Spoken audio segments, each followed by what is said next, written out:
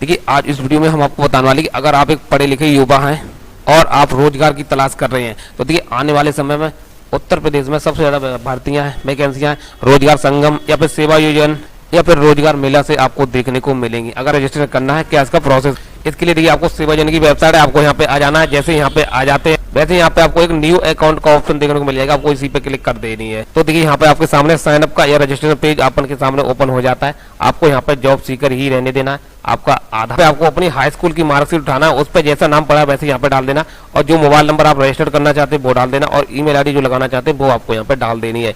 अब यहाँ पे एक यूजर आईडी का ऑप्शन देखने को मिला। यूजर आईडी में देखिए आप अपना मोबाइल नंबर या फिर आप ईमेल आईडी दोनों में से किसी एक को यूजर आईडी बना सकते हैं और यहाँ पे आपको एक जिस तरह से आपको सैंपल देखने को मिलेगा इस तरह से आप एक पासवर्ड भी अपना क्रिएट कर सकते हैं और वही पासवर्ड आपको यहाँ पे दोबारा से फिर से दर्ज कर देना है।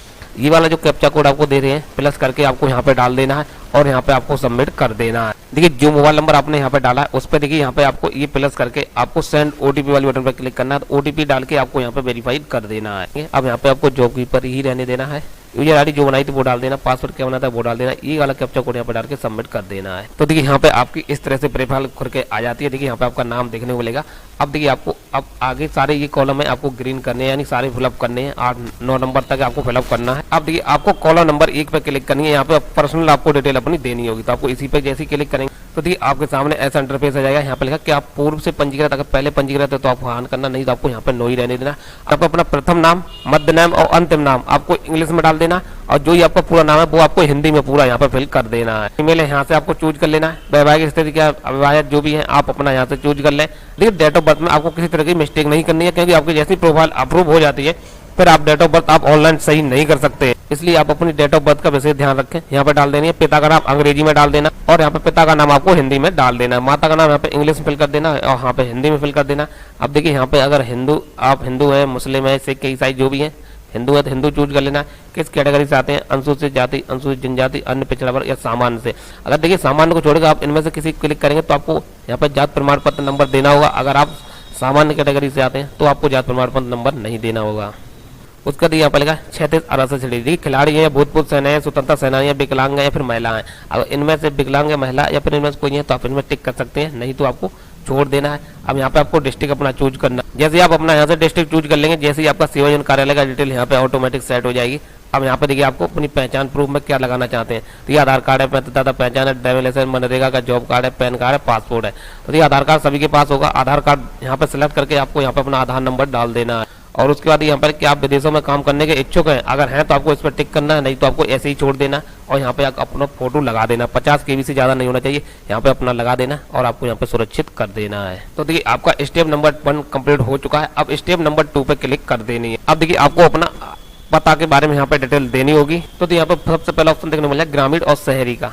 तो देखिए अगर आप गांव एरिया से हैं तो ग्रामीण चूज करना, अगर शहरी एरिया से है तो नगरीय चूज करना। यहाँ पे उत्तर प्रदेश ऑलरेडी सेट है। आपको यहाँ पे अपना डिस्ट्रिक्ट चूज कर लेना कि आप किस डिस्ट्रिक्ट से रहने वाले, तो अपना डिस्ट्रिक्ट चूज।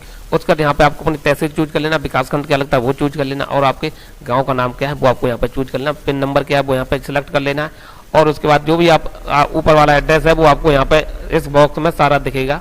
और अब यहाँ पे पूछा जाएगा स्थायी पता उपरोक्त, अगर यानी स्थायी पता यानी परमानेंट एड्रेस और प्रेजेंट एड्रेस दोनों सेम है तो आपको यहाँ पे हाँ रहने देना, उसके बाद यहाँ पे सुरक्षित कर देना है। तो देखिए यहाँ पे आपका स्टेप नंबर 2 कंप्लीट हो चुका है। जैसे आपका कंप्लीट हो जाएगा वैसी डिटेल यहाँ पे ऐड होती जाएगी। अब यहाँ पे देखिए शारीरिक यानी ऑप्शन नंबर 3 पे आपको क्लिक कर देनी है। अब देखिए यहाँ पे आपको पूछेगा कि आपकी हाइट कितनी है, यानी आपकी लंबाई टोटल सेंटीमीटर में कितनी हो रही है, आपका वजन कितना है और आपका ब्लड ग्रुप कौन सा है। देखिए ब्लड ग्रुप ऑप्शनल है, देना चाहते दे सकते हैं।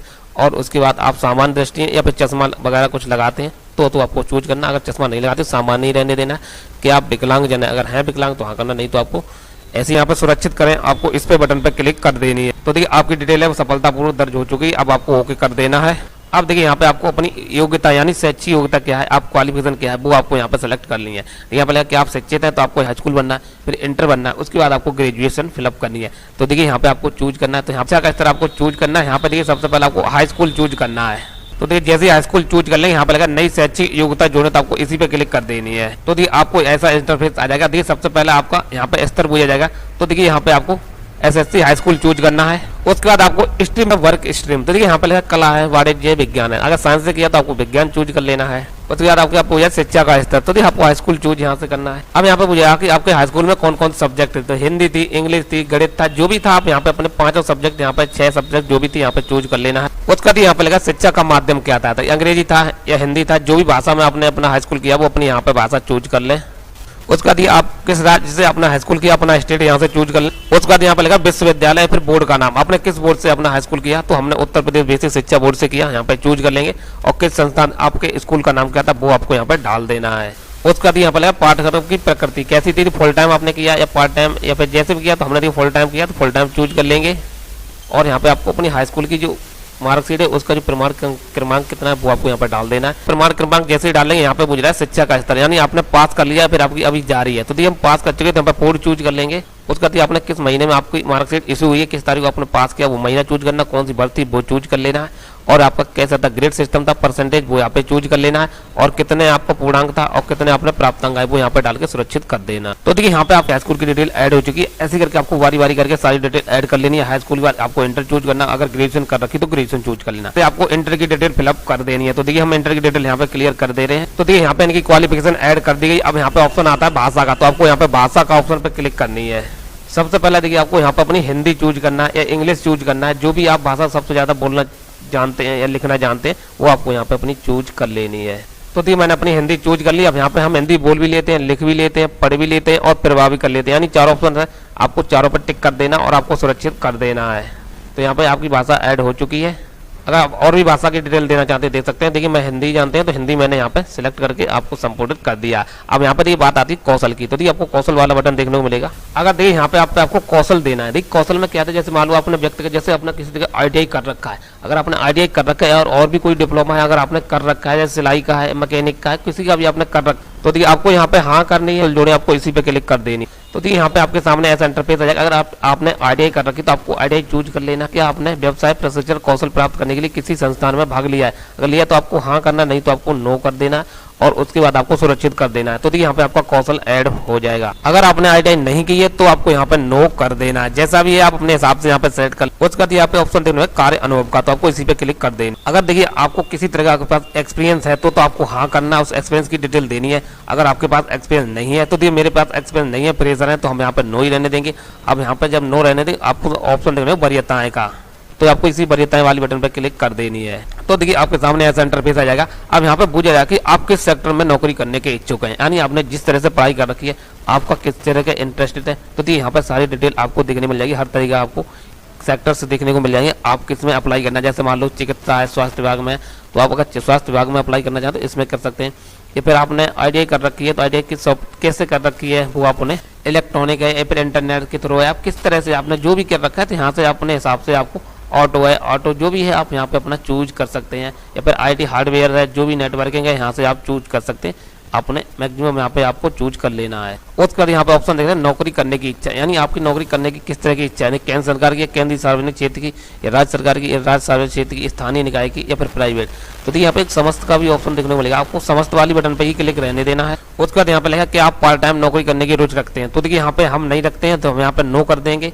और उसके बाद यहाँ वेतन सीमा कितने से कितने तक की आपको नौकरी चाहते हैं, तो देखिए 10,000 से लेकर 20,000 के बीच की चाहते हैं तो आपको ये ग्रेड चूज कर लेना है। और 20,000 से लेकर 30,000 की ग्रेड के चाहते हैं तो आपको ये चूज करना है। अगर आप नॉर्मली इंटर और आपके पास हाई स्कूल या फिर ITI है तो आपको 10 से 20 की ग्रेड में ही चूज करना है, जिससे आपको वैकेंसी मिल जाएंगी अच्छी खासी। उसके बाद यहाँ पे पूछ रहा है कि आप जिले से बाहर भी नौकरी करने के इच्छुक हैं, यानी आप जो भी डिस्ट्रिक्ट से रहने वाले हैं, जो आपने डिस्ट्रिक्ट चूज किया, क्या उस डिस्ट्रिक्ट के सिवा अंतकर भी आप नौकरी करना चाहते हैं तो हम यहाँ पे हाँ कर देंगे। करना चाहते हैं वो यहाँ से हम अपने चूज कर लेंगे। देखिए यहाँ पे सारी चीज लिखी है, अपने डिस्ट्रिक्ट में या फिर अपने प्रदेश में या फिर अपने पूरे देश में। तो देखिए हम देश के किसी भी कोने में नौकरी करने के लिए इच्छुक हैं तो हम यहाँ पे पूरा देश चूज कर लेंगे। अगर कहीं पर भी किसी तरह की कोई वैकेंसी आती है रोजगार मेला के थ्रू तो हमें कहीं पर भी नौकरी मिल जाती है। तो यहाँ पे उसके बाद हमें सुरक्षित कर देना। अगर आप स्टेट लेवल पे करना चाहते हैं तो आप अपना उत्तर प्रदेश भी यहाँ पे चूज कर सकते हैं। उसके बाद यहाँ पे आपको सुरक्षित करें, इस पे क्लिक कर देनी। तो यहाँ पे आपकी डिटेल सफलतापूर्वक सुरक्षित हो चुकी है। अब यहाँ से आपको ओके कर देना। उसके बाद जब आपकी डिटेल ऐड हो जाएगी तो यहाँ पे लिखा घोषणा का ऑप्शन, देखिए आपको इसी पे क्लिक कर देनी है। लास्ट ऑप्शन देखने को मिले तो देखिए यहाँ पे घोषणा में यहाँ पर लिखा है कि जो भी जानकारी मैंने दी है वो मेरी तरह से सही है, किसी तरह कोई गलत नहीं है।